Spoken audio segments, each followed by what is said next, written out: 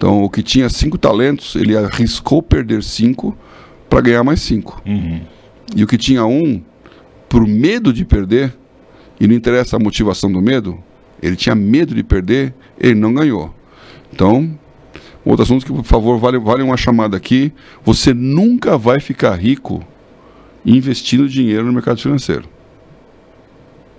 Poupança não gera riqueza. O que gera riqueza é risco. Então você tem que entender que risco você vai correr.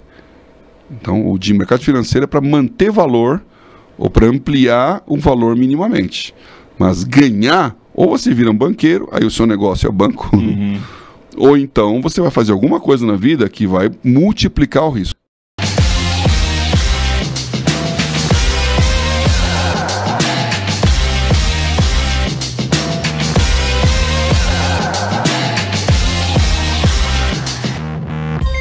Bem-vindos a mais um podcast do Tela. Tela Negócios e Missões é onde a gente se encontra para falar de cosmovisão bíblica acerca do mundo dos negócios. O tema central é sempre mordomia. Como empresário de posse de uma empresa, influência, a gente vai falar bastante sobre isso, né? O episódio de hoje é sobre cosmovisão bíblica, é sobre mordomia nos negócios e nós trouxemos um convidado especial para falar disso. Ele é uma verdadeira enciclopédia. Na verdade, ele é um concorrente do ChatGPT. Só que ele é o GPO. Bem-vindo, Paulo Oliveira. O grande Paulo Oliveira, né? Fazendo esse trocadilho aí. Não, muito bom estar aqui de novo, claro, né? Mas, por favor, menos, né? Mas eu tenho só uma coisa em relação a AI. A minha inteligência não é artificial. Boa. A inteligência do Paulo com certeza é melhor do que a artificial. Mas óbvio, né? Brincadeiras à parte aqui. Paulo conhece muito de história, né? Você gosta muito de história, né? Eu gosto muito de história, E certamente leu muito, então a ideia é trazer aqui, falando um pouco, a gente vai falar um pouco hoje sobre cristãos bem ricos, bilionários, bem posicionados, mas não por causa do dinheiro, mas por causa do propósito.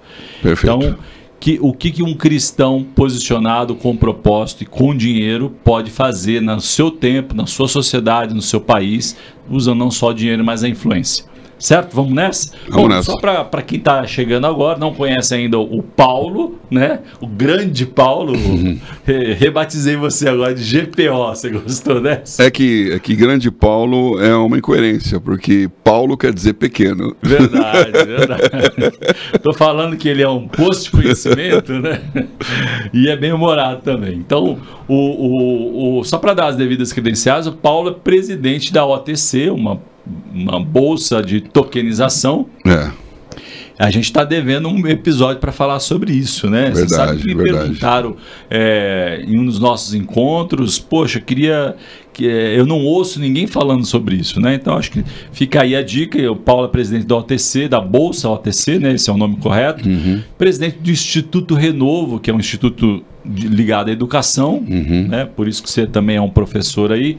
E também é presidente do Tela, né? Essa casa aqui que recebe podcast, que estamos repercutindo o que é ser cristão bem posicionado. Fala um pouquinho então, já começando aí, sobre mordomia. Qual que é a sua visão sobre mordomia e como que isso impacta a vida das pessoas com o empresário entendendo de fato para que Deus deu dinheiro para ele?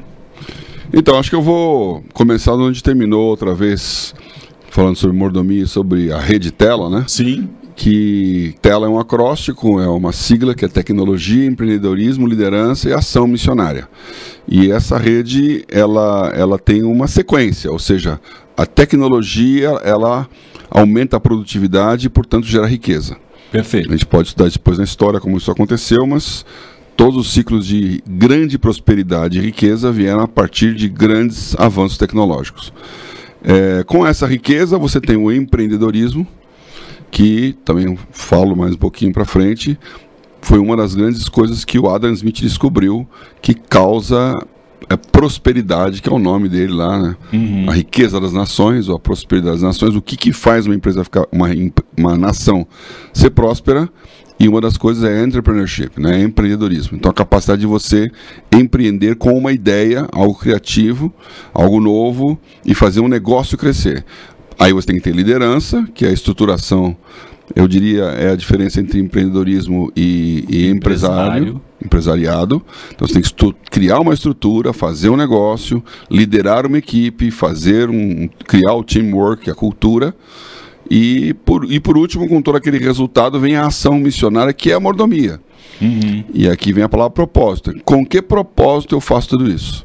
No momento em que o homem começa a entender que existe um propósito divino em tudo isso, e não foi muito cedo que a gente entendeu isso, a plena compreensão desse propósito acontece na Reforma Protestante. Até então, é decurso de prazo, ou seja, você vai fazendo aquilo porque as coisas estão acontecendo, que é o normal, diga-se de passagem, né? Nenhuma criança nasce com compreensão do propósito dela na vida. Sim. Ela vai fazendo... Está sendo ensinado, né? Ela vai cumprindo as suas etapas, vai sendo empurrada, e inclusive, até quando ela tem a compreensão do que ela está fazendo, ela não sabe bem por que está fazendo. Então, entender o porquê, um grande exemplo disso é José. Ele não entendeu o porquê até quando os irmãos deles voltaram do Egito, para o Egito. Ou seja, José só entendeu o propósito da sua vida depois de 8 anos como principal figura do Egito. 8 anos de carreira, que foram 7 anos de vacas gordas e 1 ano de vacas magras, que aí ele entende um propósito. E na Bíblia fica claro que ele não entendia, porque quando nascem os filhos dele, e o filho dele, a Bíblia é bem clara, a Bíblia fala que ele teve Manassés e Efraim são os 2 filhos de José, né? Que o filho dele nasceu no primeiro ano das vacas gordas. Então, quando ele está no auge, ou seja, o faraó contratou, ele casou com a filha do sumo sacerdote, ele está por cima da carne seca, ele põe o nome do filho dele de Deus me fez esquecer da minha família e do meu sofrimento. Então, o significado do filho é: zerei a pedra, ficou para trás, não tem mais nada a ver com a minha família, nem com o sofrimento, agora eu estou por cima. Mas então você está dizendo que por conta desse nome é um indício de que ele não entendeu o propósito. Ele não entendeu o propósito. E quando os irmãos dele vêm, 7 anos depois, a primeira atitude em relação aos irmãos, ele vai judiar pra caramba. Né? Judiar é uma palavra estranha, porque ele já era judeu, né? Então... Mas ele vai ali cutucando, e ele só quebra quando fala de Benjamim e do pai. E aí ele faz todo aquele estratagema, não é o assunto aqui, né? Não vai virar culto, né? Mas o estratagema dele trazer o Benjamim, o Jacó quase morre com isso. E quando ele se revela aos irmãos, chorando copiosamente, diz que fechou as portas e os guardas estavam ouvindo ele berrando lá dentro. Imagina. Então ele estava assim, uma catarse ali. O que ele fala é: não tenham medo. Porque claro, os irmãos, quando descobriram que era José, falaram: agora acabou. Agora morri. Então ele falou: não tenham medo. Não foram vocês que fizeram isso. Foi Deus que fez para este propósito. Então ele entendeu o futuro para entender o seu propósito. Então, o que você está dizendo é o seguinte: entender o futuro é base, é o ponto de partida para entender propósito. Isso. É muito mais do que o modismo, de tentar conectar uma grande ideia. É entender o futuro. A inovação, a criação, ser o visionário, como as pessoas falam, né? Essa capacidade de entender o futuro é o que dá propósito. Então... Quando o que eu falo sempre esse exemplo, né, que eu acho esse exemplo fortíssimo. Como é que o Steve Jobs, que entendeu que ele era empreendedor e não era empresário, que ele precisava de empresariado na Apple, ele tenta chamar um cara que é empresário. Só que o empresário é um cara que olha para baixo, não olha para frente. Então o empresário está lá cuidando do chão da fábrica. Ele não tem uma visão de futuro. Ele tem uma visão de gestão do negócio. Então ele foi procurar o empresário, que era um Ian Scully, e o Scully não queria. Não. Aí qual foi a jogada do Steve Jobs, a frase famosa dele? Você vai querer passar o resto da sua vida vendendo água doce, água com açúcar, ou você quer transformar o mundo? Bela provocação, porque aí ele está conectando o propósito. Então ele jogou um propósito em cima do Ian Scully. O Ian Scully era o CEO da PepsiCo. Que estava no auge na época. Então, como CEO, ele estava no melhor lugar. Talvez eu pudesse ser o da Coca, né? Mas, não, mas a Pepsi na época estava numa posição a PepsiCo era boa. E então, não, mas a Coca era maior, né? Sim, então, claro. Então, assim, o futuro do Ian Sculler era ser CEO da Coca-Cola, não nem isso, porque eram concorrentes, mas quando ele falou mudar o mundo, aí ele colocou o negócio lá na frente. Que o Ian Sculler não tinha condições de entender, mas o Steve Jobs entendia. E ele estava disposto a queimar tudo que ele tinha no presente em prol do sonho do futuro, que é a característica de um visionário. Então, o que eu estou falando você só entende o propósito quando você entende o futuro. Agora, você pode cumprir um propósito sem entender. Como foi a metade da história de José. Que aí é a obediência. Não é nem a metade, né? O José passou, acho que 17 anos. Isso. Todo esse sofrimento sendo obediente a Deus. Então, tudo dando errado e o cara é fiel. Tudo dando errado e o cara é fiel. Então, ele não fez aquela pergunta, por que isso está acontecendo comigo? Nem o Jó, que é um cara, também outro exemplo claro, e que sofreu um monte e que se fazia muitas perguntas, ele se fez muitas perguntas, mas ele em nenhum momento deixou de obedecer. Porque quando veio a oferta da mulher dele, ele falou, você fala como uma maluca. Eu recebo de Deus o bem e o mal. Por que Deus me tratando mal, não faço ideia nenhuma. Mas eu recebo de Deus e eu aceito. Então a obediência é muito forte. Então, assim, eu acho que, olhando essa história, o panorama histórico, você vê que, a partir da Reforma Protestante, isso se torna claro na mente de vários grandes empreendedores que mudam a história. Mas eles mudam com um propósito, ou seja, eles estão entendendo por que eles estão ali e quão grande é o jogo. Você pode citar quem, nominalmente, que país, que empresário, que tipo de indústria, ou, enfim... Então, a Redditel ela faz justamente isso, né? Ela tem essas viagens para poder entender essas pessoas que estão inovando no mundo e que estão enxergando o futuro que vem para frente. Então a gente vai para Israel, que é o país com o maior índice de inovação no mundo, e isso obviamente tem uma base bíblica muito forte, ainda que o inovador israelense não seja religioso, cristão obviamente ele não é, mas nem religioso. Só que ele culturalmente entende que a nação dele tem um chamado. Boa. É muito interessante. Que é o que Deus coloca para todos nós, né? Muito se fala, você citou culto, igreja, mas muito se fala na igreja do chamado, né? E associam erradamente a missionário, né? Você tem um chamado, pastor, etc. Tal. Na verdade, todos nós fomos chamados. Perfeito. O desafio é entender isso por obediência ou por visão do futuro. Eu vivi essa tensão, e meu negócio é que essa nova geração não viva. Esse chamado significa venha a ser tempo integral no trabalho da igreja. Mas isso não está escrito na Bíblia. Que é uma função muito importante. Mas que o que está escrito na Bíblia, se for olhar lá, é que 1/12 tinha chamado tempo integral. O resto era tempo parcial ou tempo integral na sociedade e não no templo. Que é o que eu acho, é tempo integral, todo mundo é tempo integral. Então, ao longo da história, falando de nomes aqui, você tem pessoas que compreendem esse assunto. Um dos que compreenderam esse assunto, para ficar bem lá atrás... Isso lá na Reforma ou um pouco antes? Hein? Então, o primeiro bom, eu falei de José, mas vamos deixar isso para lá. O José, ele entendeu que o propósito da vida dele era dar a continuidade a um plano da promessa de Deus a Abraão. Então você vê que isso é bem profundo, porque o que Deus prometeu para Abraão foram as estrelas do céu e a areia do mar. É muita coisa, né? Estava longe de ter acontecendo. E aí, o Abraão creu, e isso lhe foi imputado como justiça, e ele começa um negócio que a gente pode achar hoje, talvez até pequeno, mas o Abraão é o maior prêmio Nobel da paz do mundo, porque ele é o pai do cristianismo, do judaísmo e do islamismo. Uau, nunca tinha visto desse ponto de vista, mas falando faz todo sentido.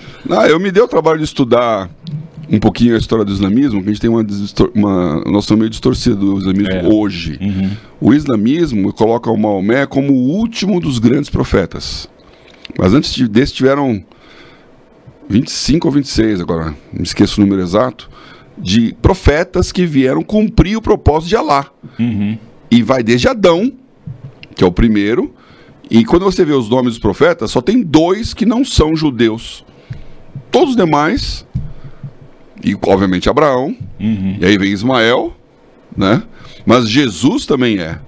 Então, os profetas todos, e Jesus é tido como uma revelação. Então, Abraão foi um cara que enxergou na frente do tempo dele, cumpriu um propósito incrível e que deu origem a tudo isso. Então, ele é disparado para mim o número 1, porque é muito assunto, né?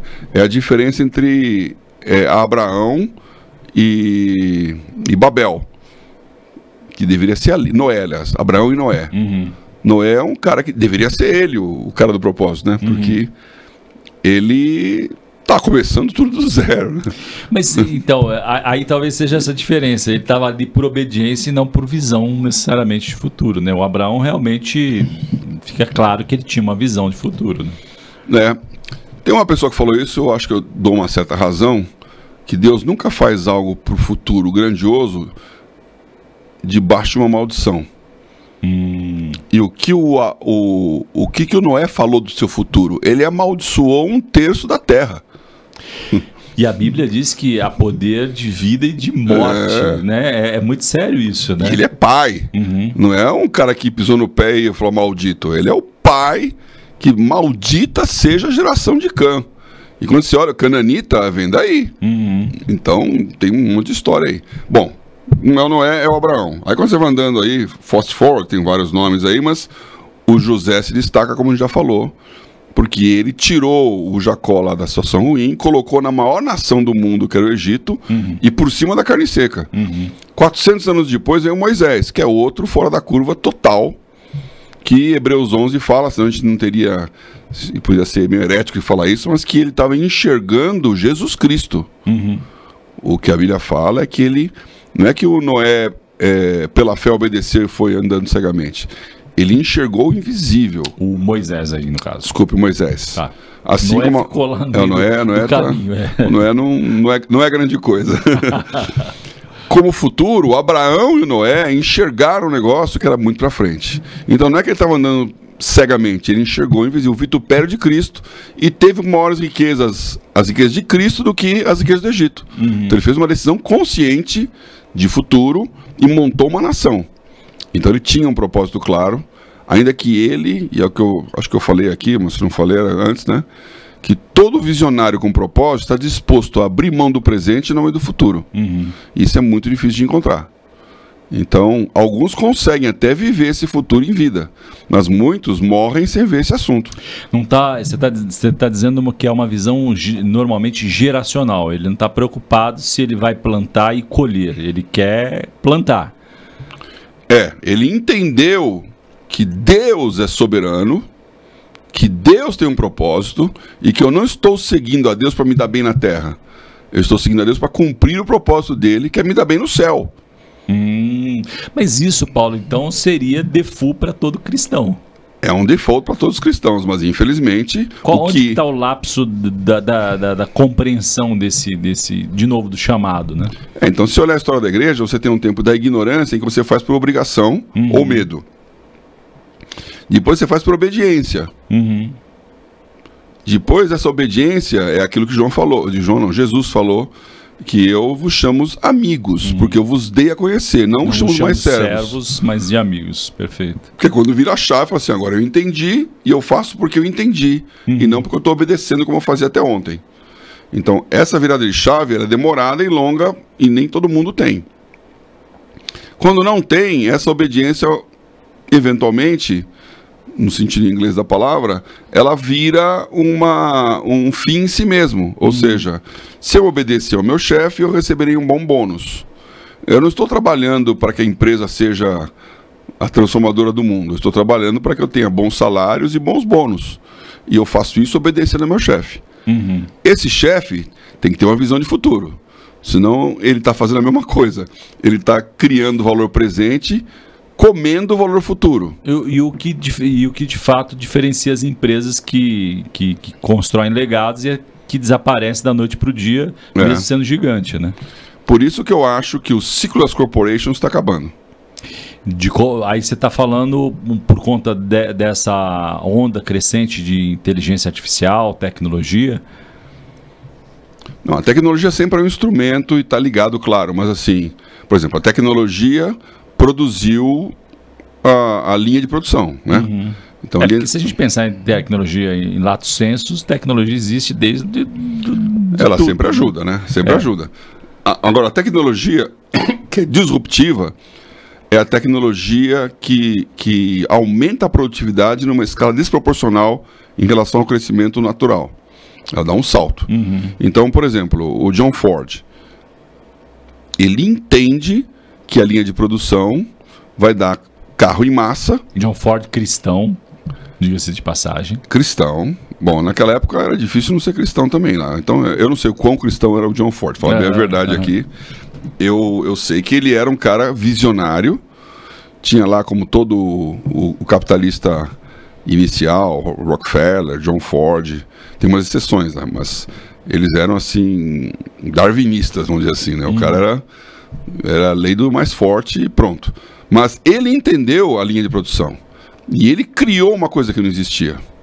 Um dos livros que eu li muito interessantes, ele conta essa história de que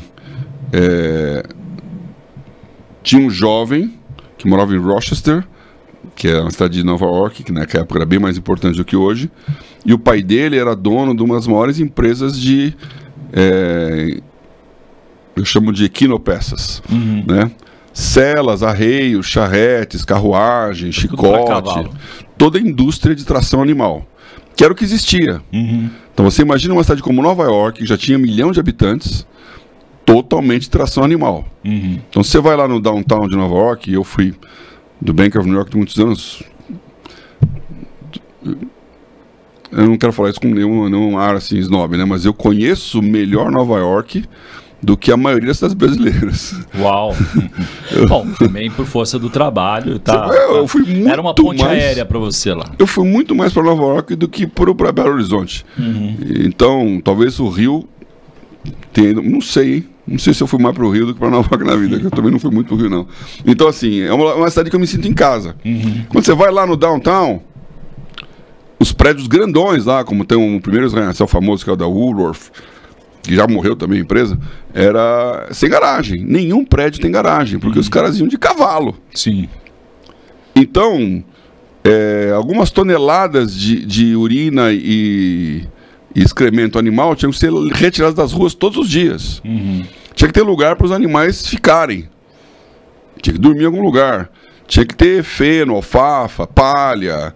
Tinha que ter chicote, arreio. Tinha todos os carros e carruagens que eram de acordo com a propriedade, o poder aquisitivo da pessoa, super maravilhosos ou não. Tinha que ter o cocheiro. Então você imagina... Toda uma indústria. Uma baita de uma indústria em torno disso, do conceito de tração animal. E aí esse cara, que é um jovenzinho, ele vê que a empresa dele tá para morrer. Porque o Henry Ford vem com a ideia de carro. E a gente fala automóvel hoje com uma facilidade incrível. Agora, o que significa automóvel? É um ser movente. Então, é uma coisa que se move sozinha, autóctone. É tão revolucionário quanto pensar hoje um carro sem motorista. Perfeito. Ele é um automóvel. Bom comparativo, né? Então, muda totalmente o conceito. E a reação daquele povo todo, e foi essa a frase que eu li no livro lá, toda revolução, ela tem um problema porque todos que são beneficiados com ela não sabem, não entendem que vão ser beneficiados. Então eles não fazem força a favor. Mas todos que vão ser prejudicados, na primeira hora percebem e resistem. Então você tem uma grande resistência e pouco apoio. Nenhum engenheiro de Detroit, nenhum operário das grandes empresas automobilísticas estava lá falando do automóvel. Mas era o futuro da vida deles. E esse cara, quando ele percebe isso, ele fala, eu preciso mudar o negócio do meu pai aqui, no futuro não está lá. Então ele tinha um hobby. O hobby dele era um negócio de química. Ele era um bom químico. E ele fazia experiências que naquela época era AI da época, que era fixar uma imagem, que é uma coisa que você está vendo aí, numa placa. Então era uma placa de vidro onde você fixava uma imagem. Aquilo soava ficção científica mesmo. Mas ele, através de nitrato de prata, fazia esse trabalho aí. E esse é um nome bonito para fotografia. Então, esse cara chamava George Eastman. Ele pegou a grana do pai e investiu numa empresa para tornar a fotografia alguma coisa massificada, que nem o Ford fez com o automóvel. E as pessoas se perguntavam, por que alguém vai comprar uma máquina fotográfica? Para que eu vou querer a imagem numa superfície? Se pergunte para um japonês e um chinês hoje que talvez ele responda. Sim, sem dúvida. Então, ele brasileiro também, né, gosta de muita selfie. Né? Hoje nós não vivemos sem isso. Esse cara é o fundador da Kodak, George Eastman. Então ele funda a Kodak, que se transforma em uma empresa que foi uma das maiores dos Estados Unidos, em cima de um negócio morrendo, que era a indústria de tração animal, olhando o Ford que estava fazendo, e a pressão do Ford era assim, um absurdo você colocar um automóvel numa rua a 40 km por hora. Isso vai causar um problema de segurança pública. E essa coisa barulhenta, poluição sonora, e tem todos os... Ou seja, todos os ativistas do meio ambiente estavam lá brigando contra a tecnologia. Não é tão novo assim, né? Então deu uma devagada aqui, mas assim, a tecnologia sempre traz uma prosperidade. Então o Moisés foi um cara que entendeu isso. Tem muita coisa que pode falar da lei que tem a ver com a novidade. Talvez a maior novidade do Moisés seja a reforma do Estado. Porque ele cria uma nação que não tem um rei, não tem um faraó, que não tem um panteão. Panteão é múltiplos deuses, e cujo Deus é invisível, não admite que haja uma imagem dele mesmo. A Kodak ia sofrer lá com... não mas pode ter imagem. Mas isso imprime no Moisés um ser visionário, a despeito de não ver, né? Absolutamente visionário. Inclusive ele morreu vendo a Terra Prometida no metrô. Então, olha só. O conceito de Estado, como nós temos hoje, Moisés coloca. A base jurídica da maioria das nações e da lei são os 10 mandamentos, sim, que é uma mega evolução em relação ao Código de Hammurabi, lá, que é olho por olho, dente por dente. Perfeito. Moisés cria uma lei, e não são só os 10 mandamentos, mas que eu acho mais legal é entender os ciclos. Então, hoje nós temos... Eu dei uma palestra em algum lugar, agora nem lembro onde eu falei isso. Acho que foi na Consciência Cristã, né? Com o Tela e com o Cabreira. O regime de trabalho de 6 dias trabalhados e o 7º dia é o sábado é uma baita de uma revolução. Porque ele primeiro estabelece ciclos, que coisa que não existia. E segundo, ele tem que ter um ciclo de descanso. Então, essa é a base da semana, é a base da sociedade hoje. E segundo, o conceito de que você trabalha e descansa. E aí, em cima do ciclo do 7, você tem um ano sabático, que não é um ano de férias, é um ano de reciclagem. Então você vai aprender coisas novas sem a pressão da produção, mantendo seu salário, que é uma coisa que nem Israel hoje leva mais tanto a sério assim. E tem o ano do jubileu, que é o 7 do 7, 49 anos. Que isso nem Israel nunca colocou, que eu procurei, tá na lei, mas na prática... Não há indícios de prática disso. É tão moderno que a gente não consegue. E a coisa mais moderna, quando eu estava como vice-presidente da Bolsa, a gente gastou um tempão falando sobre, obviamente, IPOs, novas empresas, estudando como é que ia ser. Vice-presidente da Bolsa de Valores do Estado de São Paulo, é isso? É, da B3 atual, né? Que na época era BMF Bovespa. Então, vice-presidente da Bolsa... Todos os IPOs, foi um boom de IPO em 2007, lá, na época que eu estava lá, foi uma explosão de IPOs, o novo mercado, essas coisas. E aí eu entendi que para poder ter essas empresas fazendo tudo isso, você tem que ter um valuation. Como é que eu calculo o valor da empresa? E o que é o valuation? É o ano de jubileu. Olha que interessante. Você traz para valor presente não o patrimônio que ela tem, a capacidade de geração de receita. Interessante. Durante um prazo, a valor presente é o quanto ela vale hoje. Então, se eu sei que eu vou comprar aquela fazenda e daqui a 49 anos, se for o ano 0, ela vai mudar de dono, quanto que eu compro? Agora, se eu estou no ano 48... vai pagar caro. Então, o preço depende do tempo de benefício. Ou seja, então você está dizendo que Moisés foi o precursor do valuation. Moisés não é nada de startup. Para lá de fora da curva.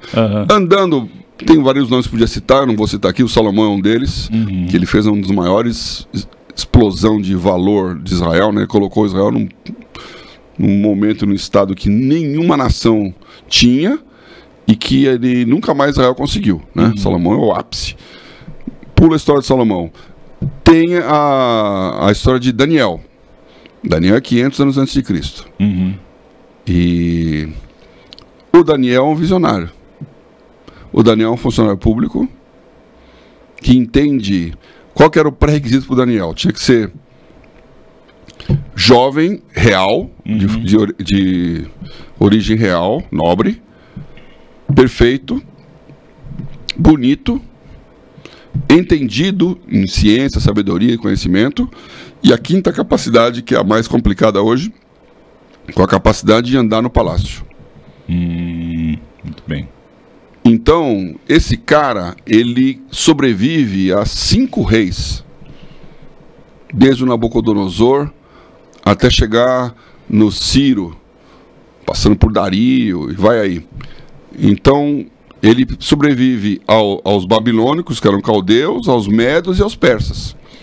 E no sempre topo. Lá no topo. E tentando tirar ele de várias maneiras, desde a famosa Cova dos Leões, né, que foi uma chance de acabar com ele. Mas teve várias tentativas de deixar o Daniel para fora. E no final ele está estudando e lendo o final dos tempos. Então ele tem uma revelação do que ia acontecer. A revelação de futuro. Então o Daniel é um visionário porque Deus revelou para ele e falou, sela essa visão. E a primeira coisa que ele faz, que dá origem a todo o poder dele, é a interpretação do sonho do Nabucodonosor. Que é um sonho que ele tinha esquecido. E quando Deus revela, ele fala...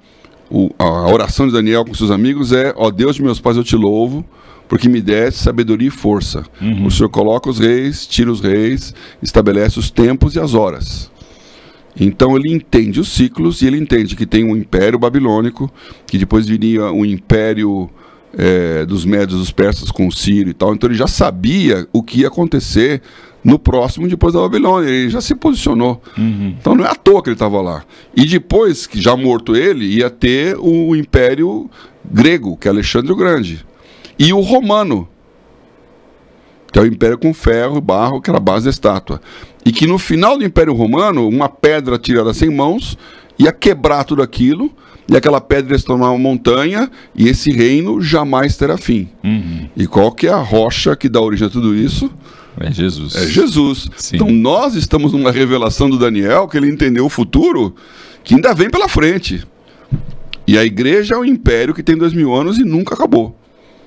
Mas você está dizendo de caras fora da curva, né? Tentando fazer um paralelo, um contraponto aqui.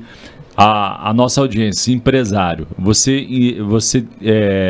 acredita que essa capacidade de enxergar o futuro, que tem a ver com um propósito, é algo aprendido? É possível se desenvolver?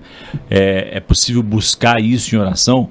Porque, de novo, né, a repercussão aqui o tema desse episódio é cristãos que entendem para que foi chamado, para o que foram constituídos, mudam definitivamente o status quo do entorno onde eles vivem. Você entende que isso é para alguns, ou é possível buscar e desenvolver essa capacidade de leitura, de chegar ao futuro? É difícil dizer isso, porque se você olhar lá os 12 que Jesus chamou, nenhum deles tinha essa capacidade. Então, mas aí eles foram pela obediência, né? É. Estou tentando fazer um paralelo aqui do empresário que ele precisa. Quando a gente fala de negócio, tentando trazer para uma coisa mais tangível, o empresário que não consegue enxergar o futuro da própria empresa, ele é fadado ao fracasso. Então, por isso que eu estou falando, olha, primeira coisa, se todo mundo for empresário não, empreendedor, Né? Se todos forem empreendedores, não tem empresário. Se todos forem donos, não tem funcionário. Então, é muito romântico imaginar que todo mundo vai ser chefe de uma empresa. E que Deus quer que todo cristão seja dono do seu negócio. Senão, não, isso não faz sentido. Só tem cacique, mas né? Não tem índio. Sendo dono, qual que é a atitude mental, o posicionamento que se espera? Então, algumas pessoas, quem são essas pessoas? Não é qualquer um. E também não é ser só dono não para ser empreendedor, porque você pode ser empreendedor sendo executivo. Sim, claro. Então tem um espaço para isso, mas nem todo mundo é executivo, tem gente que é assalariado mesmo, né? Então, de novo, os 12 discípulos, nenhum deles era. O que tinha mais chance, sabe qual que é? Não. Judas. Ô, louco, Judas. Judas é o que tinha mais condição e potencial de entender. Ele era um cara letrado, talvez. Ele era um cara letrado, tudo indica, né? A Bíblia não é tão clara assim, mas... Sim, mas... Ontem eu dei esse estudo bíblico aqui, eu tô falando, bom, tem tempo aqui? Eu tô saindo do... Vambora. Já a gente volta. Tem que chegar lá na reforma. Isso, a gente já volta na reforma. Então, olha só... Fecha esse parênteses. Me fizeram essa pergunta, eu comecei a pensar esse negócio na época da Copa do Mundo, Copa do Mundo não, da Olimpíada de Paris, porque teve aquela abertura da Santa Ceia, né? Que foi um escândalo e tal, não sei o quê. Aí para botar o contraponto, falei, não concordo absolutamente, acho que os franceses perderam totalmente a mão, os caras não sabem a besteira que eles estão falando. Sim. Agora, dizer que aquela representação da ceia é um absurdo, não é novo, porque eles decalcaram isso do Leonardo da Vinci, que é o famoso quadro Santa Ceia, que absolutamente não é o que aconteceu. Não teve uma Santa Ceia em que tinha uma mesa com 12 pessoas sentadas de um lado, sem dúvida, e Jesus no centro, e o João do lado ali apostando, e o Pedro, eu não lembro de cor, eu até olhei lá a relação dos apóstolos, o Judas está no canto. Ele está um pouco afastado até do ele é o traidor que está saindo da história. Não, mas ali é o papel da arte fazendo um registro, uma leitura. Mas como é que a gente lê o Judas a partir disso? Aliás, a pergunta da arte foi essa. Sabe por que aquela Santa Ceia estava assim, todo mundo do lado só da mesa? Porque eles estavam tirando uma selfie. Essa foi ruim, né? Era hora da fotografia, ficou todo mundo lá de lá olhando pra cá. Então, talvez tenha sido a primeira selfie. O Leonardo da Vinci teve a sua inspiração, eu não estou discutindo isso, mas estou falando que como foi a Santa Ceia? Quando você lê o texto bíblico, eles estavam preparados uma mesa, a mesa era uma mesa grega romana, então era um triclinium, é uma mesa baixa em formato de U, em que o principal fica na frente, lá na base do U, e os outros ficam de lado, então o mais importante fica perto, o menos importante fica longe. Quem estava do lado de Jesus? Era João. Tanto é que ele se recostou a cabeça no peito de Jesus e fez a pergunta. Registrado no texto bíblico. Que pergunta ele fez? Quem é o cara que vai sair traindo? Você está falando que quem é esse cara? Quem mandou ele fazer essa pergunta? Pedro. Onde o Pedro estava? Estava longe. Se estivesse perto, ele falava. Ele mesmo perguntava. Então ele fez um sinal para o João e falou: quem é? Pergunta aí. E a resposta de Jesus foi qual? Aquele para quem eu der o bocado molhado, esse é o que vai me trair. Então estava a distância de um braço. Estava do outro lado. Uau! Que revelação, hein? Olha! Então, você derrubou totalmente a tese do Da Vinci, né? Com certeza. O Da Vinci ele fez um quadro bonito, mas aquilo não tem nada de bíblico. Certo. O Judas era o cara do dinheiro. Você vai dar... Hoje, qualquer startup, quando vem investidor, ele fala, toca o barco aí, mas eu quero... Ser o cara do dinheiro. Eu quero ser o cara do dinheiro. O cara do dinheiro controla tudo. Você vai dar para uma pessoa que você não confia a bolsa? De forma nenhuma. E a confiança tem dois aspectos. A confiança na honestidade e credibilidade e a confiança na capacidade. Na competência. Na competência de fazer aquilo. Pô, por que ele não deu para o Mateus, que era um coletor de impostos, né? Deu para o Judas porque era provavelmente competente. E então o Judas tinha um compromisso com a causa muito maior. E aí vem um que não está tanto na Bíblia, mas o Judas ele era um ativista político. ele era um essênio, ele era uma classe sacerdotal que acreditava no Messias e, portanto, ele comprou Jesus como Messias, mas que o Messias vinha para acabar com a raça do Império Romano. Aquela coisa política, libertária e tudo mais. Coisa do reino dos céus. E quase ninguém entendia reino dos céus. Que também é difícil, né? É muito fora. O Tiago e o João, irmãos, filhos de Zebedeu. O que a Bíblia fala, que a mãe deles, pouquinho antes, chegou para Jesus e falou assim: olha, quando tudo acontecer e o senhor sentar no trono, eu queria que do lado esquerdo e do lado direito ficasse o João e o Tiago. Quando os demais souberam disso, teve uma Por quê? Porque eles estavam disputando o cargo. Sim.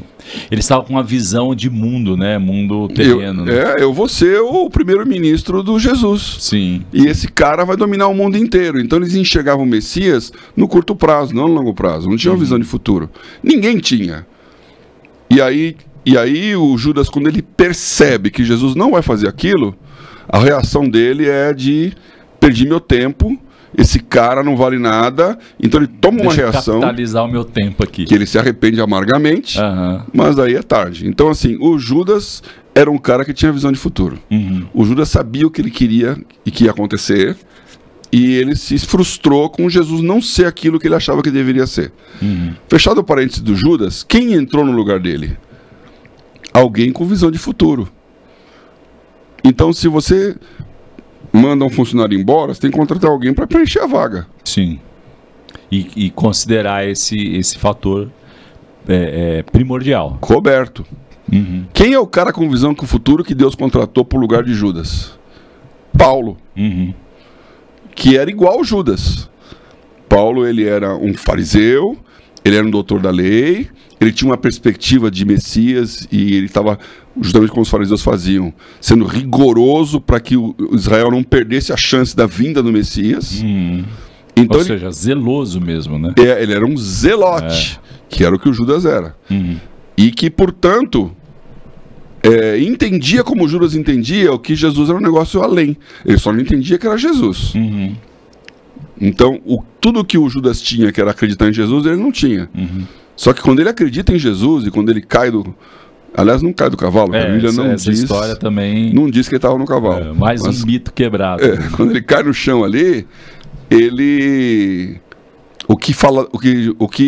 Aliás, não foi para ele. O que Jesus fala para o Ananias, que foi o cara que estava lá em Damasco. Ele fala: vai lá, ora por ele e dá a vista para ele, porque eu já falei que você vai aparecer lá e vai curar. Ele fala: esse cara é o perseguidor. Ele vai me matar. Não, ele é um vaso escolhido e eu vou mostrar para ele o quanto ele vai sofrer por amor do meu nome. Então você quer dizer que essa competência visionária provavelmente fez toda a diferença para a escolha. Toda a diferença, porque é a razão pela qual nós estamos aqui, é a razão pela qual eu me chamo Paulo e moramos em São Paulo. Já falei isso outra vez. Paulo é a maior condição de revolucionário do cristianismo. Os judeus acham isso. O judeu acha que Jesus era um cara legal, era mais um profeta, como o islamita fala que era também. Só que quem falou que Jesus era o Filho de Deus e que a igreja era a resposta de Deus para os principados e potestades nos lugares celestiais, que é o que escreve em Efésios, foi Paulo. Quem entendeu que esse negócio não era Israel, eram gentios, quem conectou a igreja com Abraão, que é o primeirão lá, foi Paulo. Ninguém entendeu isso. Então ele mudou a história da humanidade. Uau. Porque hoje o cristianismo é a maior religião do mundo, porque ele teve uma visão, porque ele também não estava entendendo, ele estava querendo pregar o evangelho na Ásia Menor, ia para o ponto, para Bitínia, e o que ele escreve lá em Atos 17 é que o Espírito Santo e Jesus, o Espírito de Jesus, o impediu. Ele está parado lá em Troade, falando o que deu errado, e tem a visão do varão da Macedônia.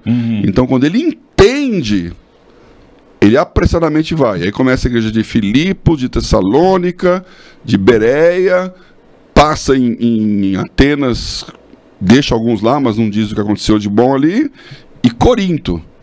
Então ele muda a história da igreja, porque essas igrejas são lugares fluentes, afluentes, conectados, é a base da filosofia e da ciência do mundo antigo, do mundo atual até. Então, a história é longa.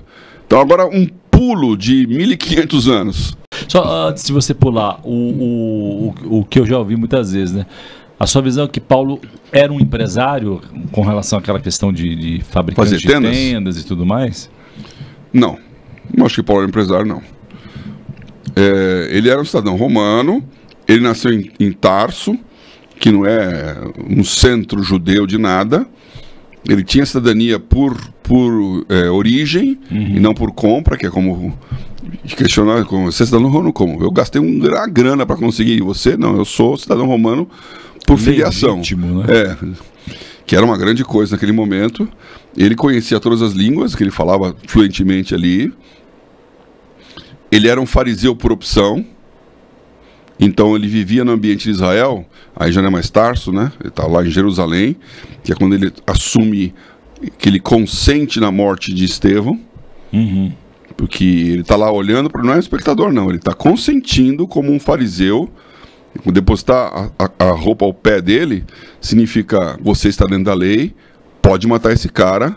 Ele era, não vou dar um nome aqui, mas ele era um ministro supremo. E ele falou, entendedores entenderão. Né? Eu estou legalizando o seu ato de matar esse cara, está dentro da lei. Então, e ele fala até o final da vida que ele era um aborto, que ele era o menor dos apóstolos, porque ele matou. E ele matou, o assunto chama assunto, ele matou um cara que era fora da cor, dos 7 era o melhor. Quer dizer, se havia uma linha nobre, uma segunda linha nobre dos apóstolos, eram os diáconos, cheios de Espírito Santo e fé, e Estevão. O discurso de Estevão ali, poucos pastores fazem. Então, Paulo é esse cara fora da curva. Mas ele fazia tendas? Ok, ele fazia tendas. É muito abaixo daquilo que ele é, né? Quer dizer, não vou dizer que ele era um grande industrial das tendas que se converteu. Ele é um cara que, quando precisava trabalhar para não pesar para ninguém, ele trabalhava. Okay. E a maior parte do tempo ele não trabalhou. Então, ok que ele fazia a tenda para sustentar, mas não dá para justificar que não tem que... Era o business dele. E que nem nós temos que fazer isso, porque ele viveu de ofertas a maior parte do ministério dele. Por uma questão estratégica, para que ninguém falasse que ele estava por trás do dinheiro. Em Corinto, ele não fazia isso. Então tem Mas vamos voltar então na linha do tempo dos 1500. Vamos para frente. 1500 anos na frente, a gente chega aonde? 1.500 anos na frente. Então, eu já falei em outros lugares, depois podem procurar aí que os ciclos de história da igreja são de 500 anos. Então, 500 anos antes de Cristo é a sinagoga. Surge a sinagoga, que é justamente onde está o fariseu, que é a tentativa de impedir o povo de errar. Então, quando ele sai da Babilônia, ele sai com a sinagoga, que já está em toda Israel. Você vai lá em Israel, nós somos lá... Bom, não fui com ela dessa vez, né? Mas você vai lá em Magdala, que é onde é Maria Madalena, é uma vilarejo de 400 pessoas na época de Jesus. Tem uma sinagoga lá. Tem outra sinagoga em Cafarnaum. Tem outra sinagoga em Corazim. Então, toda essa cidadezinha tinha uma sinagoga que era um centro de estudos. Então, o sistema educacional judaico é baseado na sinagoga, que é o templo substituto. Não pode ir no templo de Jerusalém, tem a sinagoga. 500 anos depois vem Jesus e é templo nas casas. 500 anos depois é a queda do Império Romano, então o Largo da Matriz passa a ser a Igreja Católica. Então a igreja é o centro da sociedade a partir da Idade Média.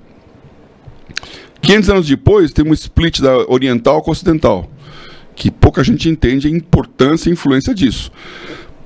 Porque o Império Romano e bíblico, ele continua no Oriente mais do que no Ocidente.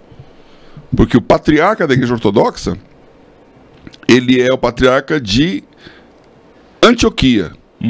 E o sínodo que resolve isso aí é Antioquia, Alexandria, Constantinopla, Jerusalém. Todas do lado de lá. O único que é do lado de cá é Roma. Então, quando tem o split, é Roma contra as demais 4. E a igreja que continua lá, com o Império Romano ativo. Porque aqui no Ocidente, o Império Romano destrói e a Igreja Católica que ocupa o espaço. Mas no Oriente, continua o imperador. E eles não se chamavam bizantinos, eles chamavam romanos. Até a queda de Constantinopla, é claro que ele foi diminuindo muito ao longo do tempo, mas a queda de Constantinopla é 1482 lá. Então, chão para frente. Que engata no terceiro ciclo, que é 1517, que é a Reforma Protestante. Nós fomos lá visitar a Alemanha. Então a gente fez questão... Alemanha e Suíça. Alemanha e Suíça.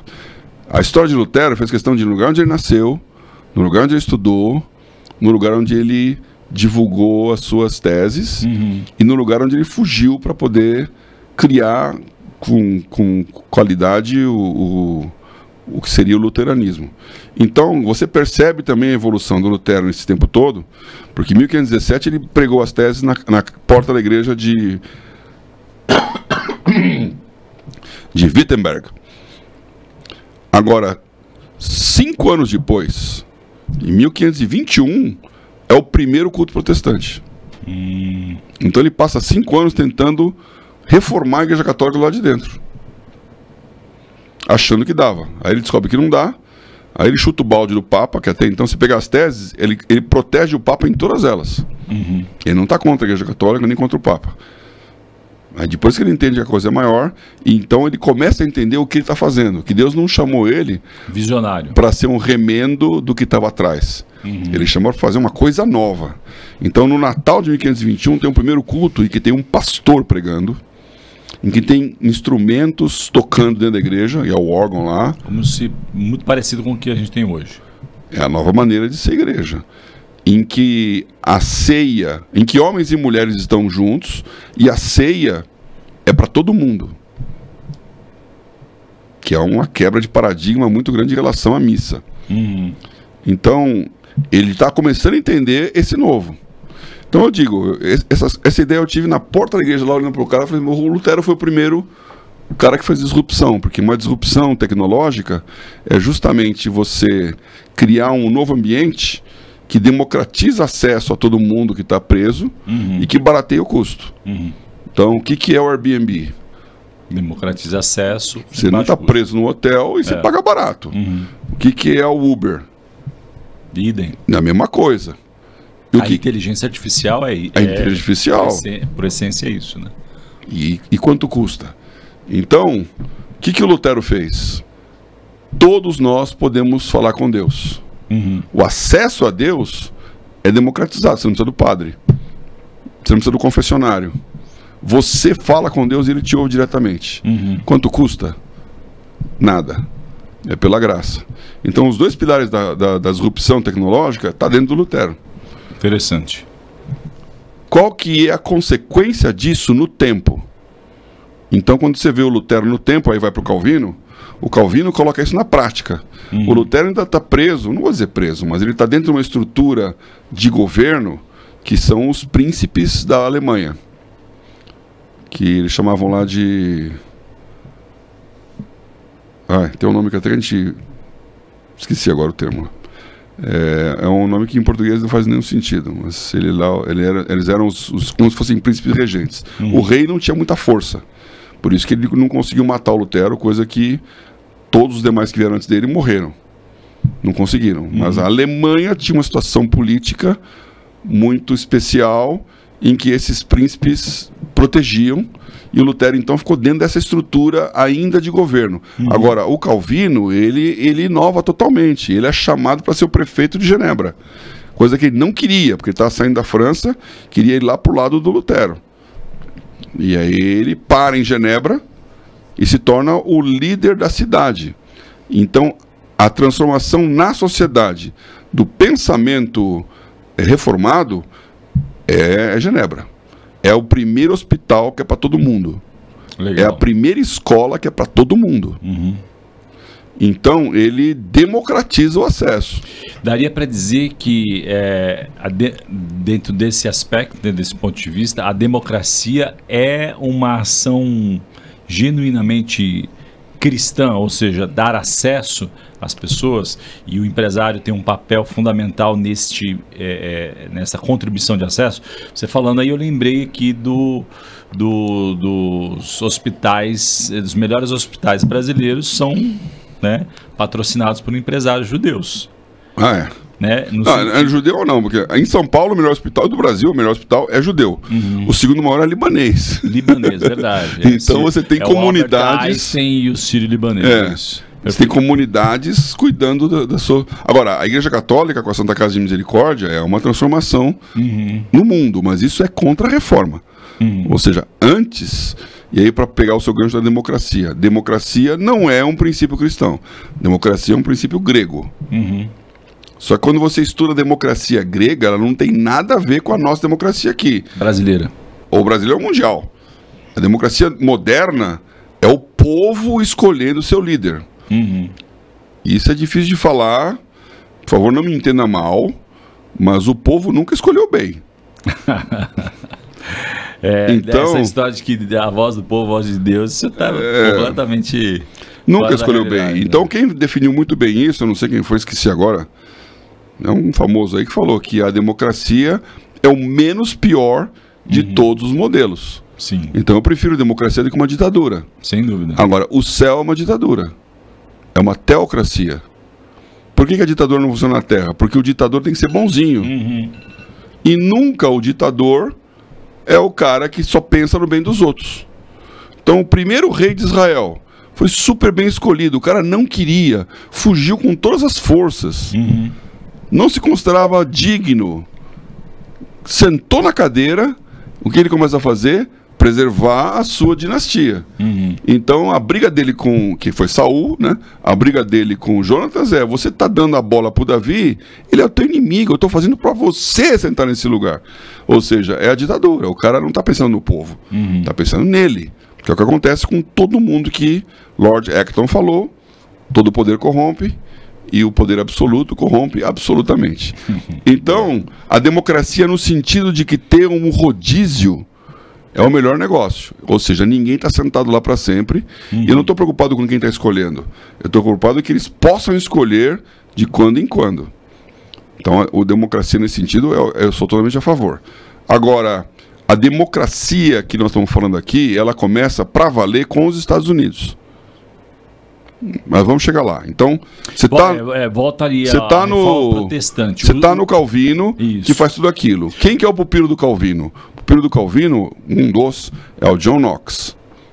O John Knox, que é um escocês, que tem empresário. Mas é mais do que empresário também, né? Mas de qualquer forma, concordo. O John Knox, ele está na Escócia, que é um país que tem, até hoje, profundas competições com a Inglaterra. Então, a Inglaterra, ela é católica, e a Escócia também é católico. E tinha uma questão, como todos os reis ali, de se a casa real estava aqui ou estava lá. Temos a Maria, tal, tem vários, que a Escócia teoricamente está em cima, nunca está em cima. Mas tem uma rixa com os escoceses, com os ingleses. Na Reforma Protestante, o Henrique VIII, ele toma uma carona na Reforma para resolver o problema dele. Então, o Lutero está lá, nessa situação de príncipes regentes. Eu estou aqui tentando lembrar o nome do príncipe, eu vou lembrar. Mas está um poder fracionado em que o rei não tem força e o luteranismo, então, consegue crescer. E se torna uma religião oficial do Estado. Coisa que até hoje é. Todo alemão paga imposto para a igreja. Uau. E, na maioria das vezes, não reclama. Então, o luteranismo é uma religião do Estado. Interessante. Na Alemanha. Na França, que é onde está o Calvino, tem uma grande discussão, e a Catarina, que era a rainha, ela percebe que vai rachar o país, então ela pega lá o príncipe dos Huguenotes, que era o líder militar, era o Delfim, que era o general máximo do exército, e fala: vamos fazer um arranjo aqui, o seu filho casa com a minha filha, nós juntamos as famílias reais. Se fortalece. E fortalece para a guerra civil. Que era a maneira como os reis resolviam o problema. Casamento arranjado para poder trazer politicamente paz. Só que o Papa estava por trás dela, e ela então cria a famosa Noite de São Bartolomeu, em que no meio do casamento o exército cerca e mata todos os huguenotes. Razão pela qual os primeiros pastores calvinistas aqui no Brasil, que vieram com Villegagnon no Rio de Janeiro. Quando cai o protestantismo na França, o Villegagnon, que era católico, faz uma liquidação aqui, faz um tribunal, a mesma coisa, ninguém pode matar sem o rigor da lei. Ali, essa é a terceira confissão protestante mais antiga do mundo, que é a Confissão de Guanabara. Os 4 pastores calvinistas dizendo o que eles creem. E quando eles falam que eles creem que a transubstanciação não existe, eles são condenados por isso. Uau. E são mortos na ilha de Villegagnon. Então você vê que o Brasil tem uma história conectada com isso aí muito antiga. E aliás, São Paulo também, porque São Paulo é fundada pelos padres jesuítas, que é a Companhia de Jesus, Inácio de Loyola, contra a reforma. Então é um movimento da Igreja Católica de justificar aquilo que o Lutero... Contra a reforma. Ele é um movimento da contra-reforma, porque eles estão concordando que a Igreja Católica precisaria ser realmente reformada, mas não concordando com os protestantes. Entendi. Então, o que eles falaram, o Lutero falou uma coisa que tem razão, nós temos que trazer educação para dentro. Então, a Companhia de Jesus, ela é uma escola. Os jesuítas são os melhores professores, tanto para conversão, catequese, quanto para estudos filosóficos e teológicos, até hoje. Então, as escolas são fortes. E São Paulo é fundada como uma escola. O Marco Zero de São Paulo é o pátio do colégio. Isso mesmo. E eles vieram para que os índios não virassem protestantes. E os franceses vieram para virar protestante. E essa é a Guerra dos Tamoios. Então você vê que é uma guerra religiosa da reforma contra a reforma no Brasil. Então a França já tem um problema. A Alemanha resolveu de certo problema dela. E na Inglaterra? O Henrique VIII, ele olhou tudo aquilo e falou, essa é a minha chance de fazer o meu 8º casamento. E a Ana Bolena lá, o Papa não ia permitir o divórcio, porque a rainha anterior era espanhola, e a Espanha com todas as vinculações católicas, falou, não, aguenta teu casamento aí. Então o que ele fez? Criou uma nova religião. Se reformou, criou o anglicanismo, que é uma religião do Estado. O rei Charles acabou de ser eleito aqui, ele recebeu lá o Urbi et Orbi lá, o cetro, os 3 poderes de que ele é o chefe do Estado, é o chefe do exército e é o chefe da igreja. Então, religião e Estado de novo. O que o John Knox faz? Ele fala, não, eu não sou anglicano, eu sou protestante, reformado. Então, a Church of Scotland, que não é a Church of England, Church of England é anglicano, Church of Scotland é presbiteriana. E por que é importante essa história? Porque em 1600 e pouquinho, ou seja, menos de 100 anos lá depois, na escola em Edimburgo do John Knox, aliás, não é Edimburgo, é uma cidadezinha ali perto, vem o Adam Smith. Ele estuda todo esse negócio, com 16 anos ele vai para Oxford, aí ele não gosta, volta e faz a sua base toda na Escócia e escreve A Riqueza das Nações. E o que ele fala? A produtividade, ela cresce com a terra, com o trabalho, com capital e com o empreendedorismo. Né? Land, Labor, Capital, Entrepreneurship. Então a base do capitalismo é dizer, você aumenta a produtividade quando você controla os meios de produção. Terra, trabalho, capital, dinheiro e gestão, empreendedorismo. Então isso é a base do capitalismo. Ele é reformado. Interessante. E o Max Weber, ele pega isso e coloca lá.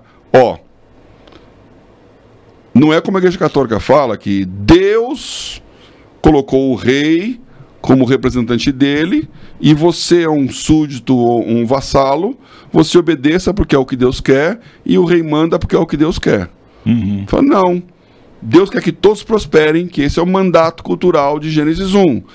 Frutificai, multiplicai, crescei, dominai, sujeitai. Isso é para todo homem. E na hora que o homem faz isso, ele prospera.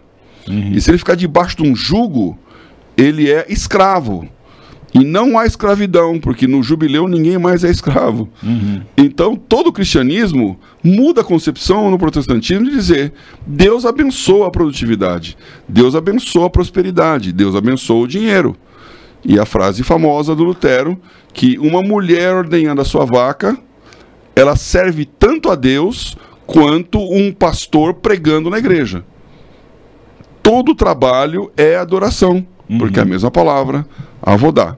Então, adorar a Deus é trabalhar. Essa mentalidade, ela é reformada. E o resultado disso é a explosão de produtividade nos países reformados. Então, a Revolução Industrial que vem com James Watt, em 1777, então menos de 100 anos depois do Adam Smith, é a revolução tecnológica da máquina a vapor que transforma a Inglaterra. E aí começa um processo de geração de riqueza e de surgimento de bilionários que transformam o mundo. Por que os Estados Unidos é importante? Porque também lá, um pouquinho antes, né, do James Watt, os anabatistas escorraçados pelos luteranos e pelos anglicanos, que inclusive matavam eles, né? Se você acredita em batismo por imersão, vamos imergir você meia hora e ver se você sobrevive. Imergir você para sempre. Então eles morriam afogados. Então eles vão procurar liberdade num lugar que... Eles tentam fazer isso na Holanda, que é justamente um país muito interessante. A Holanda é um país reformado, que aplica isso na sua nação, não tem uma estrutura monarquista ou monárquica como os demais países tinham, que eu acabei de citar os exemplos. Então eles tinham uma liberdade maior em relação às demais nações. A Holanda é dominada por duas empresas, que são as Companhias das Índias. Aonde você quer dizer que essas empresas cristãs imprimiam um padrão para a sociedade em que eles estavam inseridos ali. A Holanda é um exemplo de um país gerenciado como uma empresa. Mas com conceitos cristãos. Totalmente cristãos. Interessante. E o que acontece no Recife, que é fundada pelos holandeses, o Recife, ele vem depois de Olinda. Olinda era a capital da capitania hereditária lá, Duarte Coelho. Recife é fundada como uma cidade de negócio. Então, de novo, é o padrão Genebra. Canais, prédios, é a cidade mais tecnológica do Brasil. E liberdade total. Pela primeira vez tem uma sinagoga no Brasil, Recife, de um judeu português. Que, aí outra história também, os portugueses foram os que melhor seguraram os judeus na época da Inquisição. Então tem um monte de judeu aqui, e que trouxe uma riqueza a Portugal, com a escola de Sagres e tal. Então, esses caras perderam a proteção quando a Espanha encampa Portugal, e vem a Inquisição aqui, e os holandeses seguram. Então, na Holanda, as Companhias das Índias, eles eram mercadorias, mercantes, eles eram negócios, e crescendo, e crescendo, e crescendo. Então, os anabatistas tentam ir lá e falar, aqui vai dar certo. Não deu certo. Aí eles pegam um barquinho, que é o Mayflower, e vão para os Estados Unidos. O que os Estados Unidos tem, que nenhum lugar tem? Ele tem um conceito de democracia sem rei. Ele está liberto da estrutura monárquica inglesa. Agora estou falando da... Que é isso, Paulo? Então, os primeiros anabatistas que vêm, eles estão pensando em se libertar do rei. Eles estão debaixo da Inglaterra, mas eles têm uma terra onde eles podem fazer o que eles querem, que é 1654. 1776 é a independência americana, que aí já é o George Washington, em que aquelas cidades inglesas, mas com o espírito de liberdade americano, as 13 colônias se tornam independentes com a base da liberdade de expressão de opinião. Então, essa questão da liberdade é americana por conta disso, porque eles foram fundados por batistas, que eram a menor das denominações. Interessante. E que queriam ter a liberdade de culto, e quando eles têm a liberdade de culto, todos têm. Então, nos Estados Unidos, ninguém pode proibir o outro de acreditar no que ele quer acreditar. É a liberdade de culto total, que é o anti-islamismo. E os batistas são 70%, chegaram a 60% dos cristãos evangélicos americanos são batistas. Ainda é a maior denominação disparado. Então, essa liberdade e esse democracia, que é não rei, E o capitalismo com a liberdade econômica explode os Estados Unidos. Aí vem a minha tese aqui do Tela, né, Rede Tela, de que em 1860 os Estados Unidos de Abraham Lincoln era menor como país do que o Brasil de Dom Pedro II. Uau, isso é um absurdo. É impressionante você pensar um negócio desse, né? Sem dúvida. Então você vê que não demora muito tempo. Uma outra estatística, quando eu vi, a primeira vez que eu vi, eu falei, não acredito. O Brasil, em 1994, ou seja, você deve lembrar, Copa do Mundo, Ayrton Senna morreu, Sim. 1994, o Brasil era maior que a China.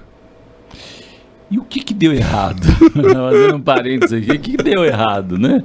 2 vezes, dizem que o raio não cai 2 vezes no mesmo lugar. Nesse caso, caiu, né? Ele era maior que os Estados Unidos e depois, não tão muito tempo, maior que a China. Né? E a gente vê a China hoje uma potência. Então, o que a China fez de 94 para cá, para ser a segunda maior do mundo, o que os Estados Unidos fez de 1860 até 1914, que é a Primeira Guerra Mundial, quando ele se torna a nação mais importante, ainda não era porque a Inglaterra e a Alemanha estavam lá, mas no final da Segunda Guerra isso destrói. Então os Estados Unidos ele tem pouco mais de 100 anos, então nós estamos, seria 1925, 1914, então, um pouco mais de 100 anos de hegemonia como nação próspera no mundo. E você acredita que o cristianismo, no caso dos Estados Unidos, tem uma correlação aí com essa prosperidade? Total correlação, total. Então, porque os Estados Unidos foi o melhor lugar para essa tese prosperar. Então, o que eu estou falando aqui, acho que agora fecha tudo, é que o que o Calvino fez numa certa instância dentro da Suíça, o que o Lutero imprimiu na sociedade alemã, o que aí são vários aqui, né, desde o Wycliffe e depois o Tyndale, e aí os grandes da igreja anglicana, e na Escócia fizeram, tinham restrições geopolíticas pela história toda que eles tinham.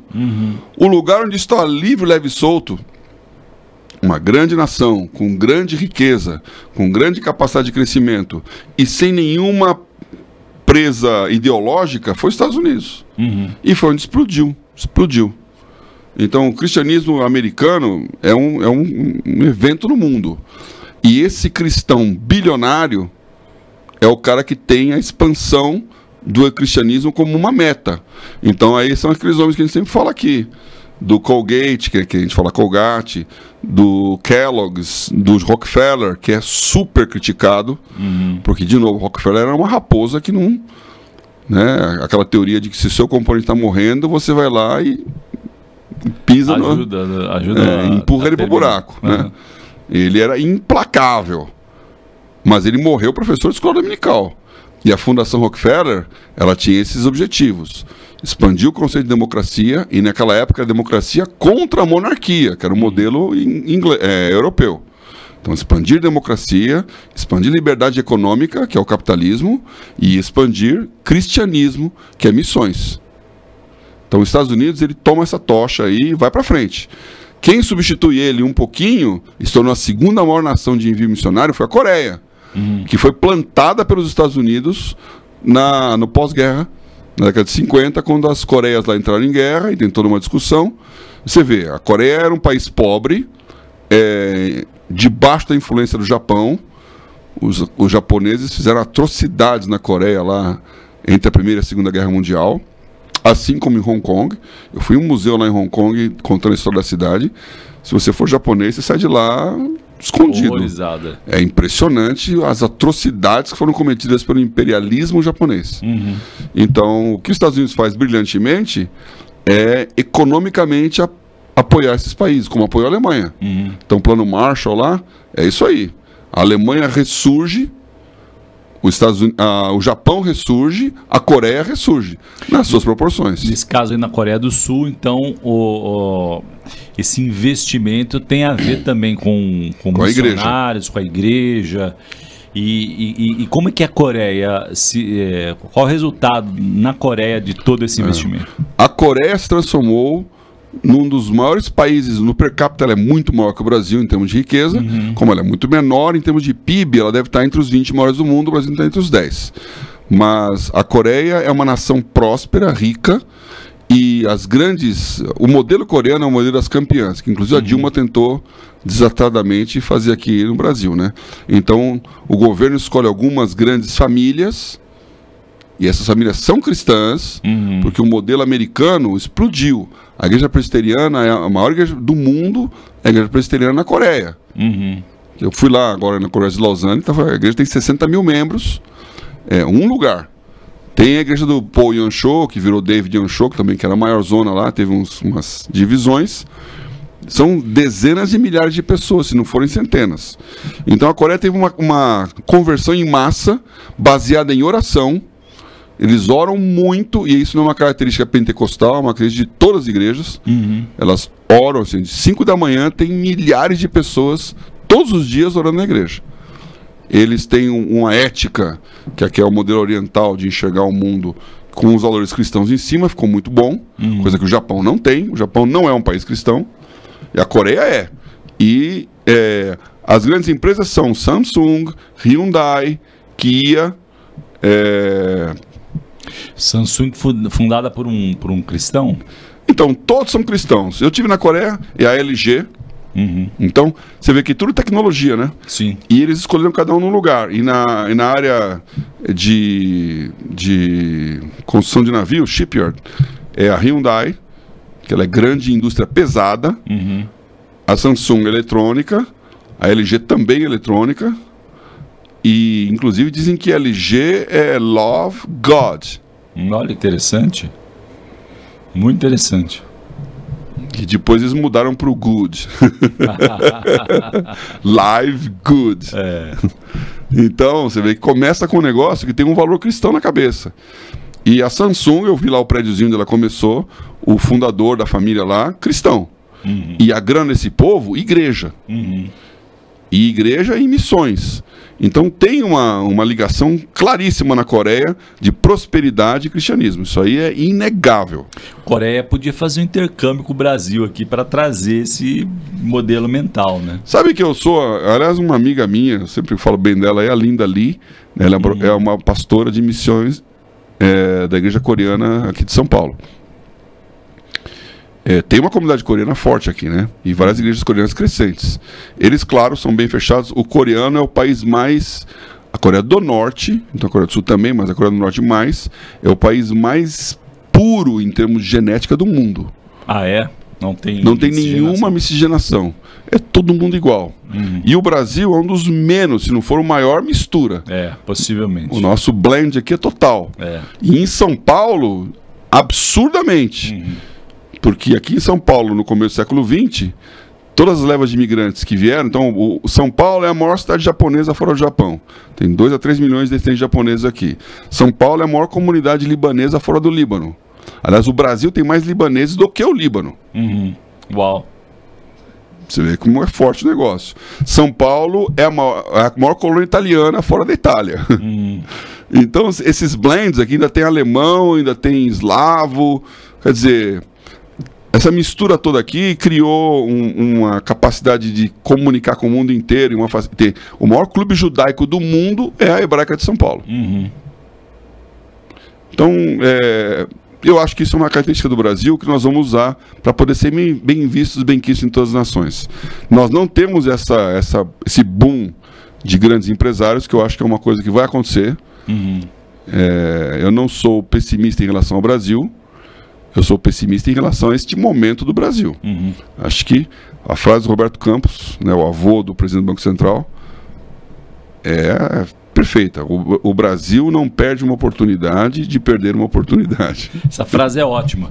Mas isso que você está falando, né? Acho que uma coisa combina com a outra. Visão de futuro, propósito, né? Uma das frases também sua emblemática é a maior geração de empreendedores cristãos. Então, tudo isso mistura com uma visão de futuro diferente da atual, mas a Rede Tela está envolvida nessa ótica.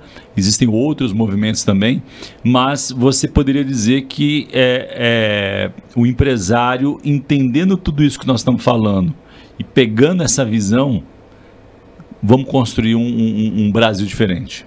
Essa é a nossa chance. e ela não depende. Não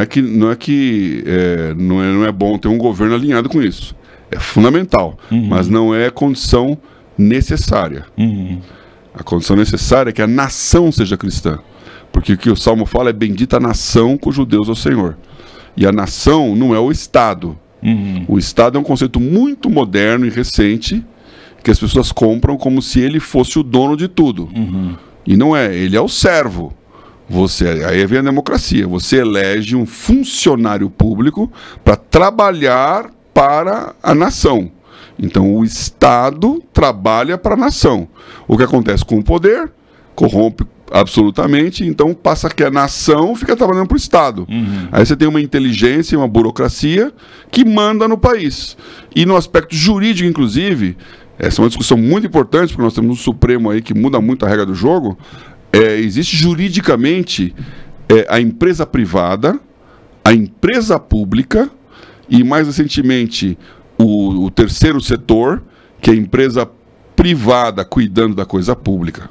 Então, hoje, na organização jurídica do Brasil, você tem empresas privadas, com a maioria esmagadora de todas elas, empresas terceiro setor, que são privadas, cuidando da coisa pública, são as ONGs, e você tem o Estado, que tem as suas empresas, são umas estatais, como o nome diz, e a administração pública direta. E a igreja? Aí o pessoal fala que a igreja é uma ONG, ou seja, uma associação que é uma coisa privada que não é coisa pública. Não. A igreja é anterior ao Estado. Interessante. Então o Estado não tem poder sobre a igreja. E entender isso muda o jogo, né? Muda totalmente o jogo. Então nós precisamos entender que a igreja, ela fala com a nação. O que é a nação? A nação é composta por um território com uma cultura. Então, ou seja, fala mais de pessoas do que de organização em si, né? E esse território, que é uma área geográfica, que tem uma cultura comum, é uma nação. Então você vai na África, tem milhares de nações. Porque tem um território lá que é Zulu, ali é Hutu, ali é... Então, tem uma briga de nações ali, dentro do mesmo estado. A África do Sul tem uns 4 reis lá. E o protetorado, o Lesoto, porque são identidades culturais diferentes que não se conversam. E você não traça uma reta e fala do norte e para cá. Então, a briga da África é que a divisão de nações, de estados, não respeitou as nações. Aí criou um problema mega. O Brasil, como tem esse blend, a gente consegue ter uma nação que tem lá um amazonense e um gaúcho muito diferentes e com alguns aspectos culturais próprios, mas que estão debaixo de uma cultura brasileira. E a cultura brasileira é judaico-cristã. Então nós somos uma nação cristã. Nós somos a segunda maior nação cristã do mundo. Isso precisa fazer a diferença. Isso tem que fazer a diferença. E o governo tem que refletir essa diferença. Então, o dia que a nação for mesmo cristã, ela vai eleger pessoas comprometidas com o cristianismo. E a função do líder, do presidente do Estado, não é beneficiar a igreja. E essa condição, esse discernimento, não é discernimento, essa maturidade, os nossos líderes evangélicos ainda não têm. Então, quando o líder evangélico toma o poder, ele persegue quem não é evangélico e ele facilita a vida para o evangélico, que não é a função do líder do Estado. Por isso que os Estados Unidos conseguiu isso de uma maneira brilhante, declarar que o Estado é laico. Mas o Estado laico não significa que ele é antirreligioso. O conceito de Estado laico antirreligioso é o conceito francês. Porque o conceito francês foi de destruição da monarquia. Então eles tinham que matar, guilhotinar toda a família real. Os Estados Unidos não tinham que guilhotinar ninguém. Então o laico americano é um laico cristão, que é o nosso modelo aqui.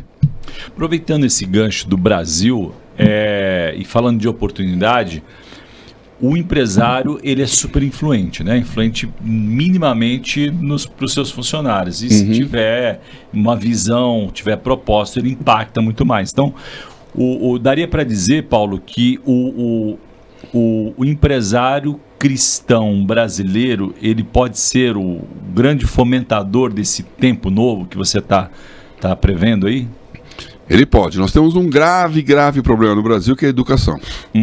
Então, a preparação desse empresário... O que o Bill Gates fala? O Bill Gates é um tapa na cara dos cristãos do mundo inteiro. Porque ele é um cara que é cristão no ambiente, ele não é cristão pessoalmente, mas ele entende valores cristãos, que ele fala, um Bill Gates igual a mim, que geneticamente nasce num outro país, não tem a chance de fazer aquilo que eu fiz, porque eu vivo na América, que me deu essa posição. Então eu vou pegar o meu dinheiro e vou tentar transformar a África num ambiente em que ele tenha saúde, educação e acesso à tecnologia. Que é a mesma coisa que o Elon Musk pensa, que é a mesma coisa que os dois, o Larry Page e o Sergey Brin, que são os fundadores do Google, pensam. Que é a mesma coisa que o Zuckerberg quer. Ele quer pegar o dinheiro dele e erradicar as doenças do mundo. Então é um cara que é bilionário que está pensando em transformar o mundo. Propósito. E está pegando a empresa dele para fazer isso. A Google demorou alguns anos, debaixo de uma tremenda pressão do mercado financeiro para abrir capital, porque eles não queriam perder o controle do que fazer com a empresa. A empresa não existe para gerar capital. Eu não estou aqui para remunerar o acionista, que é o que toda empresa tem. Por isso que eu falei corporation está com dias contados. Sim. Porque corporation não pensa em propósito. Que bom. Então, não quero jogar contra nenhuma empresa, mas dentro desse ponto de vista faz todo sentido, né? Porque ela pensa de curto prazo. O corporation é gerenciado por um management que está ganhando bônus. Então, se o empresário brasileiro pode ser o fiel da balança, o caminho que jogaria contra é pensar, enriquecer, que eu preciso... É a mordomia, né? Silos, aí a gente volta ao tema central da mordomia. E a mordomia é assim, você pode enriquecer usando as regras de Deus. E as regras de Deus, como a Bíblia fala, o sol se levanta sobre justos e injustos. Qualquer um que aplicar as regras certas e qualquer um que viver num ambiente não hostil, prospera. Porque isso é um mandato cultural. O que é um ambiente não hostil? É um ambiente que tenha segurança. É um ambiente que tenha regras estáveis, que é o rule of law. É um ambiente que tenha infraestrutura. E essas três coisas é papel do Estado. Ele tem que garantir a segurança, ele tem que garantir a regra do jogo e ele tem que garantir a infraestrutura para fazer um negócio. Quando ele sai daí, ele começa a pisar onde não é dele. Não é papel do Estado educar o cidadão. É papel da família. Ele tem que ajudar com infraestrutura. Não é papel do Estado fazer estatal, prospectar petróleo, abrir banco, plantar soja. O papel do Estado é prover infraestrutura para quem faz isso. Por quê? Porque o Estado não tem dono. E como ele não tem dono, ele naturalmente, não estou falando do Brasil, estou falando de qualquer Estado no mundo, ele naturalmente não será produtivo. Ele vai criar uma série de castas com grandes privilégios. E se olhar a Previdência brasileira, é um escândalo. Sim. Você tem uma minoria esmagadora de funcionários públicos com um nível de previdência e um custo altíssimo, igual a todo o resto da nação que ganha um salário mínimo.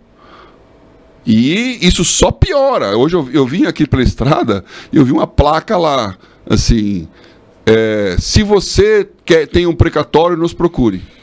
Uau! Então, um negócio que dá muito dinheiro hoje é precatório. Sabe o que é precatório? É você acionar o Estado contra um direito seu que foi lesado, ganhar a causa e o Estado fica te devendo aquilo. E aí então o escritório de advocacia esperto vai falar, o Estado está te devendo, mas vai te pagar quando? Eu te pago hoje, se você me der um deságio. Então é uma indústria que tem de 50%, 60% de deságio por grandes grupos que têm bala para esperar ou influência para colocar na lista. Porque todo ano o Estado paga os precatórios que ele coloca na lista. Agora, quem é a vasta maioria dos donos de precatório no Brasil? Funcionário público. Meu Deus do céu. Por quê? Porque eles entram contra as leis que o Estado tenta fazer lá de cortar privilégios e tal, ganham na justiça. Quem são a justiça? Funcionários públicos. Um verdadeiro câncer, né, Paulo? É impressionante, é impressionante. Agora, o que o empresário, para a gente fechar aqui o papo eu preciso acabar aqui.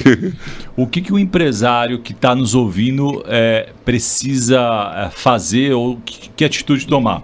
Porque, historicamente, o brasileiro, dizem que tem a síndrome vira-lata, mas tem um ambiente não favorável à estabilidade e um ambiente de escassez. Isso faz com que a pessoa pense, bom, eu preciso garantir o meu, né? E isso se opõe a tudo isso que nós falamos hoje aqui. Como que então o empresário fala assim, no final das contas, como que eu resolvo essa parada? Porque sozinho, se eu fizer, não vai mudar muita coisa. Eu não tenho 1 bilhão ou não sou milionário.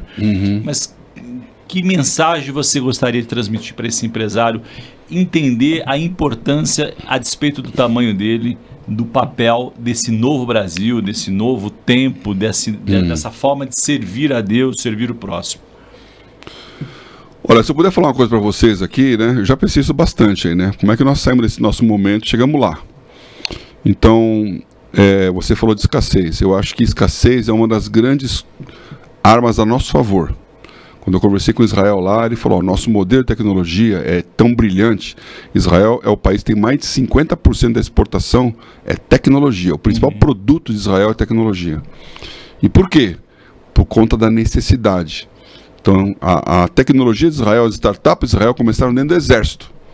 Porque se um soldado israelense não equivaler a 10 soldados árabes, eles morrem. Então, essa necessidade é uma coisa que nós temos. O modelo americano é um modelo de abundância. Nós não temos abundância. Então, você que é empreendedor, empresário, você tem que procurar uma necessidade e cobri-la com a sua capacidade de tecnologia, de aporte e tal. E nós somos um país com necessidades sentados em cima da maior abundância da terra. Porque nós fala de abundância natural. Recursos naturais. Então, nós temos aquilo que nenhum país tem. Você tem terras agricultáveis, o Cabreira fala sempre isso, 6% da terra brasileira é plantio de grãos. 6%. Nada. 14% das terras brasileiras são reservas indígenas. Para ter uma ideia de grandeza. Tem uma ideia de comparação do poder de crescimento de agricultura no Brasil. Então, agronegócio e tecnologia para o agronegócio é um assunto que vai dar dinheiro. Com certeza. E você não precisa ser proprietário de grandes terras, que obviamente não é para qualquer um. É a indústria em volta do agronegócio. A indústria em volta de energia é um outro negócio que vai dar muito dinheiro. Porque energia é petróleo, é solar, é água, que é hidráulica, e é eólica, que é vento. E os 4, o Brasil está entre os maiores produtores, se não o maior em algumas delas. O Brasil já é entre os 10 maiores produtores de combustível fóssil. Que é uma coisa que a gente tem que continuar prestando atenção. Uma das brigas do Lula, eu acho até irônico isso, né? Mas ele tem razão, na minha opinião, é essa questão do petróleo equatorial, lá das águas equatoriais, que é a foz do Amazonas. Os ambientalistas estão batendo forte, mas é reserva natural brasileira. Então, trabalhar nesse negócio funciona. Trabalhar com a indústria de serviços para o país, dependendo do lugar onde você está, é um futuro também.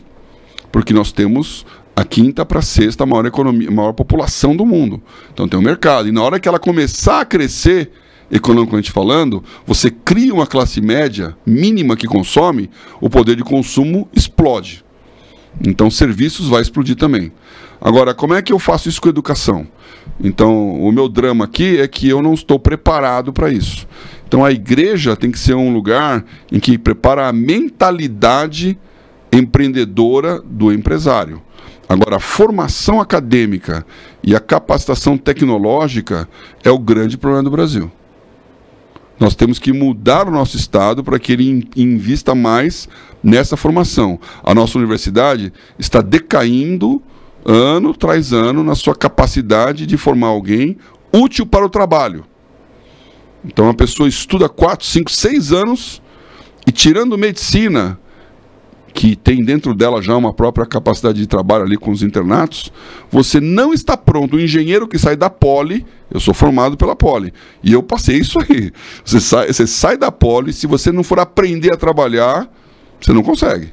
Mas, ô Paulo, nesse aspecto aí, a gente tem um ponto positivo, que é a inteligência artificial, que deve moldar uma nova forma de aprender. Né? É verdade. Eu já citei no podcast que a minha filha tem um professor melhor do que os professores humanos, porque ela alimenta o agente ali, o assistente, com todas as matérias, e ela fala, olha, me explica de um jeito que eu consigo entender esse tópico que eu não entendi. E aí ela coloca outros artigos e tudo mais. Então, isso talvez seja um novo modelo de aprendizado. Então, isso de alguma forma diminui esse gap da educação quando a gente olha... Zero dúvida. Né? Agora, você está falando, educação é um assunto que também estamos aqui, né? Sim. Você está falando de uma educação particular. A educação pública está longe disso aí. Tá. E esse é um grande drama brasileiro. Então, a formação tecnológica brasileira é muito baixa. A IA é uma baita na ferramenta, e para nós já começou. A sua filha é uma privilegiada no mundo dos brasileiros, né? Então, eu que estudei numa escola pública na Universidade de São Paulo, engenharia, eu sou 0,1%, sei lá, tinha uma estatística lá, de quem consegue fazer alguma coisa dessa. Então, eu sou um privilegiado. E agora eu tenho que entender por que eu sou um privilegiado, que aí vem a questão da mordomia. Então, é um trick para o empresário aqui. Você tem que saber que, aplicando a regra do jogo de Deus, você fica próspero.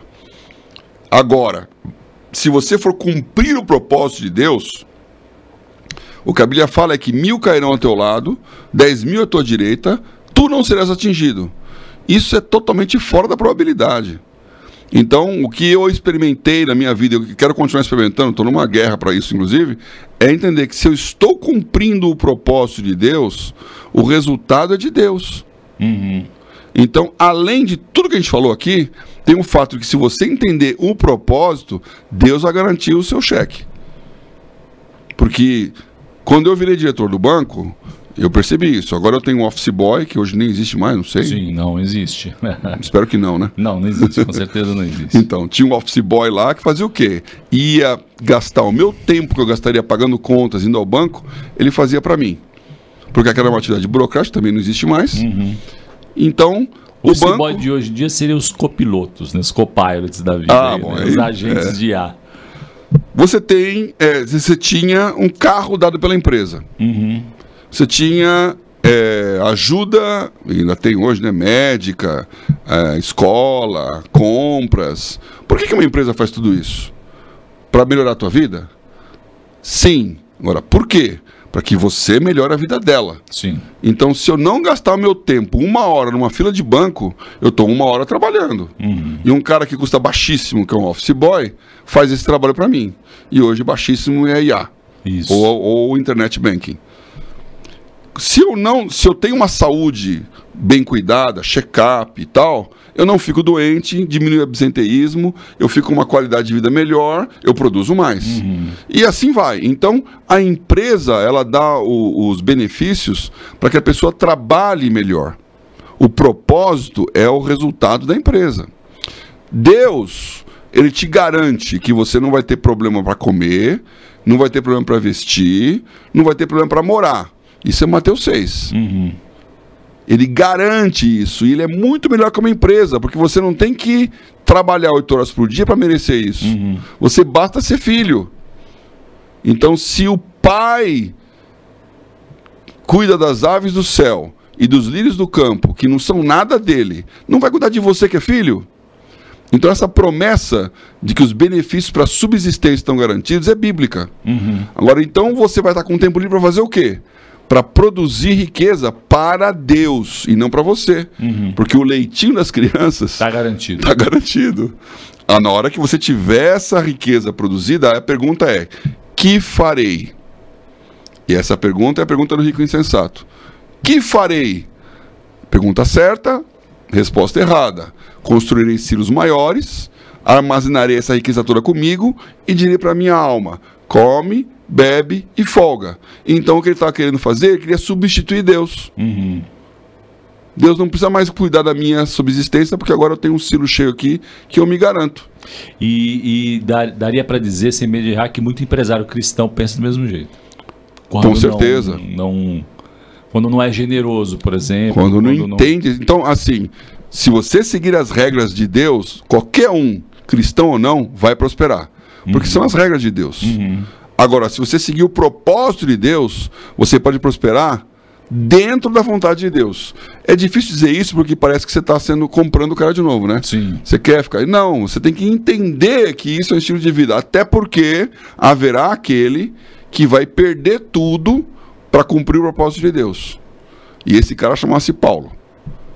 Ele é um dos maiores visionários. Ele foi o que mais pagou o preço. E quando ele termina, ele fala: acabei a carreira, guardei a fé, combati o bom combate. Agora a coroa de vitórias. Ele fala: a leve e momentânea tribulação não é para se comparar com a glória que há de ser revelada. Agora, ele era um visionário. Será que você está enxergando o futuro? Boa, Paulo, a última pergunta. Tem mais uma. Última. Como visionário, né? Você certamente é um visionário. Né? Nós já falamos aqui também que você está na fase da presidência, presidente de várias coisas. Né? Tendo vivido muitas experiências boas. O que hoje você diria que é o seu sonho grande para a nossa audiência? O meu sonho? O seu sonho, Paulo Oliveira. Não é o GPO, agora é o PO-RG. CPF. Olha, eu tô com 65 anos, né? E tô com uma crise de hernia de disco aqui. Então já tô, como nós falamos no começo aqui, já me instruiu a achar um personal trainer aqui, né? Boa. Então, quanto tempo eu tenho, né? Então, quanto tempo tenho de vida útil? Serão 10 anos? A medicina vai melhorando esse tempo também, de repente. Com certeza muito mais. Né? Com certeza muito. Se você cuidar do corpo, comida... né? Se eu sobreviver minimamente mais 10 anos, a tecnologia vai me fazer viver mais 10, 20. Sim, né? provavelmente. Então você tem 30 no mínimo. Então eu não sei esse tempo. Eu sei que eu estava vendo a página do Estadão aqui de São Paulo, no começo de 1900 e pouquinho lá, dizendo que uma idosa de 42 anos tinha sido assaltada, não sei o que, idosa de 42. Então eu já não sou um idoso de 65, já estão mudando a regra, coisa que eu espero que não mude tão rápido, para eu poder continuar usando a minha vaga de idoso no supermercado e na fila do avião, principalmente. Mas, então assim, sendo bem sincero, o meu sonho é que no tempo que eu tenho ainda de útil, antes de poder realmente descansar, né, criar as condições para que outros façam o que eu não consegui fazer. Então eu absolutamente não tenho tempo de enriquecer, não tenho um sonho de enriquecer, de acumular mais. Eu obviamente não quero perder o que eu tenho, que já não é fácil, porque toda vez que você investe, você põe em risco. Sim. Então o que tinha 5 talentos, ele arriscou perder 5 para ganhar mais 5. E o que tinha 1, por medo de perder, e não interessa a motivação do medo, ele tinha medo de perder, ele não ganhou. Então, outro assunto que, por favor, vale uma chamada aqui. Você nunca vai ficar rico investindo dinheiro no mercado financeiro. Poupança não gera riqueza. O que gera riqueza é risco. Então, você tem que entender que risco você vai correr. Então, o de mercado financeiro é para manter valor ou para ampliar um valor minimamente.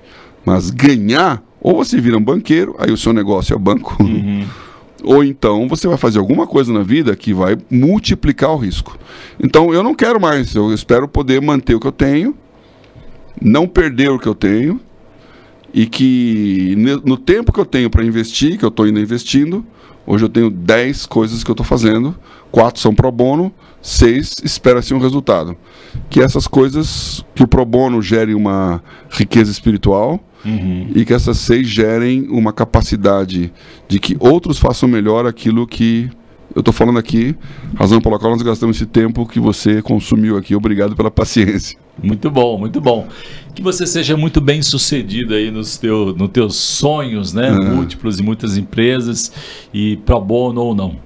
Porque sucesso é muito mais do que lucro financeiro. No final é tudo isso que a gente falou, né, Paulo? Acho que se resume. Eu cito sempre, eu fecho sempre com essa frase, mas tudo que a gente disse poderia ser concentrado nessa frase. Sucesso é muito mais do que lucro financeiro. É sobre impactar vidas e servir ao seu Deus. Muito obrigado pela sua audiência. O que você está fazendo por vocação? você precisa entender qual a sua vocação. Indo ou ficando, vá para aquilo que Deus quer que seja feito. Você não vai ficar rico porque teve uma boa ideia simplesmente. Você vai ficar rico porque tem um propósito. Minorias, é o que eu chamaria de mercados étnicos. Agronegócio, água, tecnologia, globalização. Eu sugeriria a área da sustentabilidade. Por que as empresas têm investido tanto em sustentabilidade? Será que não é pela fidelização dos consumidores? O que tem se desenvolvido mais rapidamente, categorias como moda, como saúde e beleza, como casa e decoração. E, finalmente, a área de energia. Nós estamos diante de um cenário em que a gente tem as mudanças culturais e tecnológicas muito importantes. Essa mudança de cenário tem desafiado a igreja a ter conhecimentos específicos e saber utilizar essas ferramentas para a glória de Deus. O Tela Masterclass é, para mim, exemplar nesse sentido.